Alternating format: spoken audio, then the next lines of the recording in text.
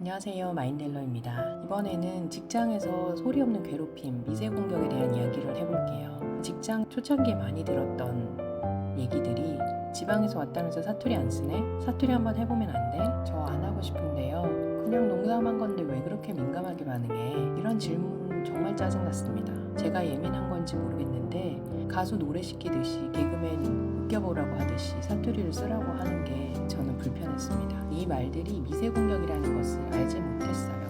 애써 웃으면서 넘기거나 분위기를 맞추려고 시키는 대로 사투리 써보기도 했습니다. 언제부턴가 새로운 집단에 가거나 자기소개 시간이 되면 내가 지방 출신이라는 걸 말하지 않게 되더라고요. 내가 괜한 자격지심이 있는 건지, 왜 당당해지지 못하는 건지 생각 없이 쉽게 던지던 말들이 나를 향한 미세 공격이었다는 것을 그때는 알지 못했습니다. 미세 공격, 마이크로 어그레션은 특정 개인에게 혐오스러운 메시지를 보내는 간단하고 일상적인 교류예요.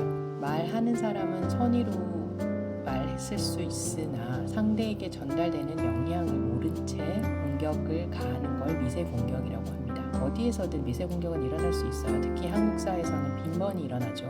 집단과 개인을 동일시하는 집단 문화가 강한 한국 사회에서는 나와 다른 이를 받아들이는 개방성이 아주 낮습니다. 남을 디스하는 말을 굉장히 많이 하죠.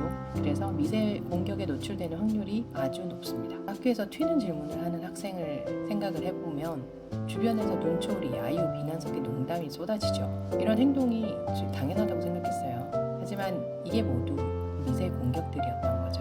회사에서도 다른 의견을 제시하는 직원을 향한 불편한 눈초리들, 무언의 압력, 심지어 대놓고 비꼬기도 하죠. 개인의 생각과 감정을 위협하는 미세 공격들입니다. 단일 민족 국가인 우리나라는 나와 다른 배경과 생각을 가질 수 있음을 이해하는 다양성과 경험치가 상대적으로 낮아요. 미세 공격들을 당연시 여기면서 살아왔는지도 모르겠습니다. 미세 공격을 행하는 사람이 악의가 없는 경우가 많기 때문에 받는 사람 입장에서는 상처는 되는데 미워할 수도 없어요. 왜냐면 그 사람이 악의가 있어서 한 건 아니니까. 하지만 나에겐 상처가 되죠. 미세 공격을 당하는 사람 입장에서는 지속적으로 노출이 되면 수면 부족, 스트레스, 두통, 불안, 초조, 신체적이고 정신적인 문제가 생깁니다. 어떤 보고서에 따르면 퇴사자 10명 중에 7명이 퇴사 사유를 직장에서 경험한 미세 공격과 관련이 있다고 밝혔어요. 코로나 이후 우리 사회가 점점 개인화되고 있죠. 서구 사회 개인주의 문화에 노출이 된 MZ세대들은 집단보다는 개인의 이익을 우선시하는 경향을 보이고 있고요.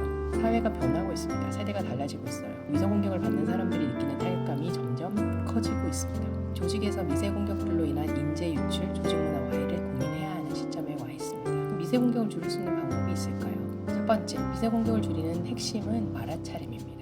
내가 하는 말과 행동이 타인에게 상처를 줄 수 있다는 알아차림을 가지셔야 돼요. 무의식적으로 내뱉었던 말과 행동 이면에 담긴 의미를 다시 한번 생각을 해보고 상대의 입장에서 말과 행동을 하는 것이 미세 공격을 줄이는 방법입니다. 나도 모르게 그런 행동을 하게 되더라도 상대방이 불편한 표정을 짓거나 표현을 하면 그때라도 알아차려야 합니다. 두 번째는 회사에서 미세 공격에 대한 교육이나 워크숍을 해주는 것이 좋습니다. 미세 공격이 무엇인지조차도 인지하지 못하고 있기 때문에 교육이나 워크숍을 통해서 어떤 것이 미세 공격이고 어떤 상처를 받을 수 있는지를 알려주는 것입니다. 마지막으로는 미세 공격을 줄이기 위해서는 나와 다른 사람을 이해하고자 하는 열린 마음, 즉 다양성을 키워야 합니다. 감사합니다. 마인델러였습니다.